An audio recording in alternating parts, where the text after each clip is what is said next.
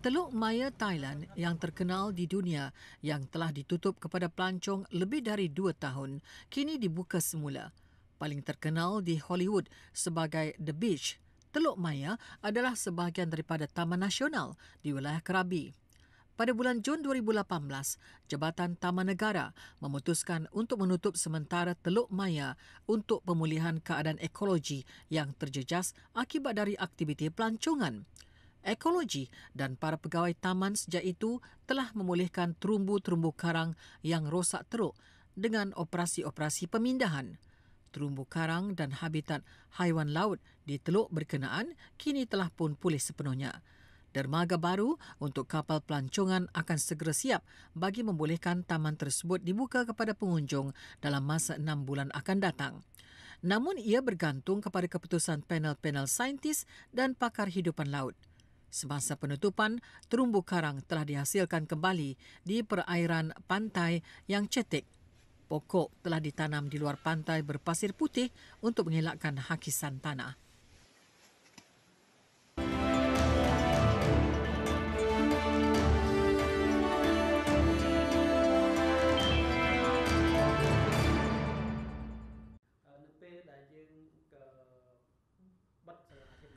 Kementerian Pendidikan, Belia dan Sukan Kemboja telah mengumumkan akan pembukaan fasa ketiga sekolah awam mulai 2 November hingga akhir Disember 2020. Semua kemudahan tadika dan pendidikan awal kanak-kanak mesti dibuka sepenuhnya untuk pengajaran dan pembelajaran di semua peringkat kelas 5 hari seminggu dengan had maksimum 25 kanak-kanak setiap kelas. Pada waktu yang sama, kementerian juga mengesyorkan agar pelaksanaan kurikulum sekolah rendah adalah untuk mengajar 2 mata pelajaran teras, bahasa Khmer dan matematik. Kementerian juga mengatakan bahawa kurikulum untuk sekolah menengah kelas 9 dan ke-12 harus terus dilaksanakan. Bagi tahun 7 hingga 11 akan mempraktikkan pengajaran dan pembelajaran dalam 3 hari seminggu dengan tidak lebih daripada 30 pelajar setiap kelas dan mempraktikkan pembelajaran campuran dengan memberi tumpuan kepada sekurang-kurangnya 6 mata pelajaran teras mengikut keadaan sebenar bilangan bilik darjah dan bilangan guru. Pada masa yang sama, Kementerian Pendidikan juga menyatakan bahawa untuk penyediaan pelbagai perkhidmatan, institusi pendidikan awam dapat memulakan semula perkhidmatan bas, perpustakaan, pendidikan jasmani dan aktiviti sukan, aktiviti seni dan perkhidmatan kantin dengan menerapkan SOP dengan ketat.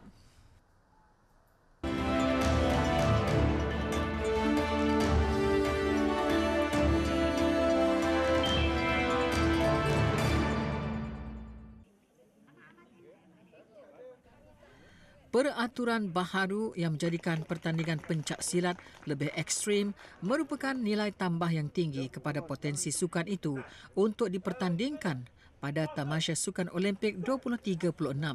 Selain sebagai faktor komersial, peraturan yang diperkenalkan Persekutuan Pencak Silat Antarabangsa Persilat pada Februari lepas turut mampu menjadi penyelesaian terbaik kepada isu keputusan berat sebelah oleh juri yang sering melanda sukan berkenaan di pentas antarabangsa maupun di Asia Tenggara. Undang-undang baharu itu akan menyaksikan kaedah perlawanan yang dilihat lebih terbuka dan peraturan pencak silat lebih menarik dan agresif untuk ditonton ala seni mempertahankan diri campuran. Pesilat boleh membuat teknik kuncian dan dibenarkan membuat pukulan dan tendangan lebih bebas terhadap pihak lawan termasuk menggunakan siku dan lutut kecuali pada 3 anggota badan iaitu kepala, lutut dan kemaluan. Pemberian markah juga lebih jelas dan tiada kekeliruan serta memudahkan penonton melihat siapa yang sedang mendahului. Terdapat juga video ulang tayang dan para profesional yakin sukan silat selepas ini lebih bersih dan mampu dipertandingkan di pentas yang lebih tinggi. Format baharu itu akan mula dilaksanakan pada kejuaraan dunia yang dijadualkan berlangsung di Kuching, Sarawak tahun depan dan turut digunakan pada Sukan Malaysia yakni SUKMA 2021 nanti. Persekutuan Silat Kebangsaan Malaysia telah mengadakan beberapa siri bengkel peraturan baru sukan silat ini supaya para pesilat akan lebih mudah memahami akan undang-undang yang dilaksanakan. Sementara itu, Persatuan Seni Silat Gayung Malaysia PSSGM menyambut baik peraturan baru sukan silat tersebut. Sebab PSSGM melihat undang-undang baru dan peraturan baru ini membuka ruang yang lebih luas kepada pesilat-pesilat kita untuk memperkayakan teknik-teknik serangan, teknik-teknik yang mereka rasakan perlu yang mereka buat. Sebab di dalam silat itu sendiri, kita ada merangkumi lebih 400 jenis kuncian, lebih serangan dan teknik bela diri yang boleh kita gunakan dalam pertarungan yang sebenar. Anak-anak gayung akan lebih berdaya maju dan lebih dinamik dalam segi teknik permainan dan dari ketahanannya. Dia adalah lebih efektif, relevan dan lebih kita kata membuka ruang dan inovasi oleh pesilat-pesilat kita. PSSGM yakin dengan adanya peraturan ini, pesilat terutamanya anak-anak gayung mampu untuk bersaing dengan lebih baik kerana telah diajar di peringkat gelanggang lagi. Persatuan itu juga akan menganjurkan siri bengkel di peringkat negeri dan gelanggang bagi memberi penerangan dan taklimat terperinci kepada semua anak-anak gayung di seluruh negara. Rizal ditemui di Majlis Ujian Bengkong secara berpusat PSSGM Wilayah 2020 di Selangor. Seramai 100 orang anak-anak gayung daripada pelbagai gelanggang telah diuji untuk melayakkan mereka ke peringkat seterusnya.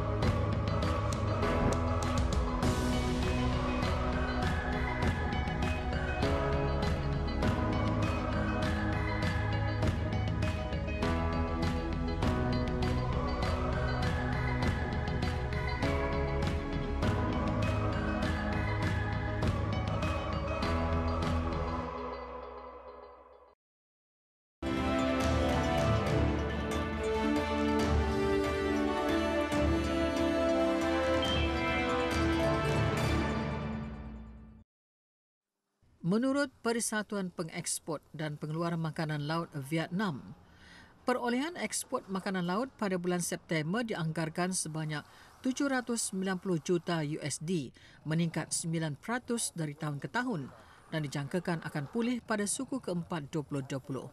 Setelah Vietgap dan Global Gap, kini para petani ikan mula fokus untuk mematuhi standard yang lebih ketat, termasuk memperoleh sijil ASC. Pensijilan ASC dianggap sebagai pasport bagi produk keluaran untuk terus memasuki pasaran yang sukar untuk dimasuki. Menurut TQ, beliau membuat catatan bagi keseluruhan proses dari permakanan kepada penggunaan ubat-ubatan. Pensijilan standard ASC adalah pensijilan antarabangsa untuk makanan laut. Bukan hanya memerlukan penternak-penternak ikan untuk memastikan kebersihan dan keselamatan makanan, tetapi kawasan penternakan juga harus memiliki impak minimal terhadap lingkungan, ekosistem dan masyarakat dan memastikan praktik kerja yang baik. Dalam pada itu juga, pengusaha-pengusaha juga perlu menumpukan perhatian terhadap isu-isu dalam rantaian pengeluaran untuk memastikan proses ekspor berjalan dengan lancar. Tuong Lan menjelaskan bahawa pensijilan ASC adalah penting dalam sistem perdagangan di Eropah. Pihak berkuasa di Eropah sangat mengambil berat dan fokus terhadap pensijilan ASC, terutama dari segi kualiti dan kawalan. Menurut Bisau, perlu ada hubungan antara penternak dan agensi untuk mencapai pensijilan ASC dengan syarat bagi menjamin keselamatan makanan, persekitaran dan keselamatan sosial. Walau bagaimanapun, kawasan akuakultur yang diperakui ASC di Vietnam hanya dalam beberapa ribu hektar dan terutama tertumpu di perusahaan besar. Dan ini juga akan menjadi kesukaran dalam meningkatkan standard output dalam waktu terdekat. Banjir di wilayah Kuang Nam baru-baru ini telah mengorbankan 27 jiwa. 18 yang lain hilang dan merosakkan ribuan rumah dan infrastruktur. Tanah runtuh di perkampungan Tran Ling juga telah mengorbankan 9 jiwa dan menyebabkan 13 yang lain hilang. Oleh kerana banjir yang tidak dapat diramalkan, pihak berkuasa tempatan telah meminta para penduduk untuk kembali ke rumah saudara mara, rumah masyarakat dan tempat-tempat perlindungan. Barang-barang kepunyaan yang dijumpai juga telah dikembalikan kepada pemilik. Menurut Kuak Kuong, pihak berwajib dan masyarakat setempat telah berganding bahu dalam mengebumikan ahli-ahli keluarga yang terkorban dalam banjir dan membantu mereka yang kehilangan rumah memulihkan kehidupan mereka. Hampir 2,000 rumah telah mengalami kerosakan teruk dalam 2 banjir terakhir di wilayah Nam Trame dan Bang Trame. Sebaik saja hujan berhenti, pihak berkuasa tempatan menggerakkan pasukan untuk menolong orang memperbaiki rumah mereka dan menyampaikan simpati kepada keluarga yang kehilangan orang tersayang.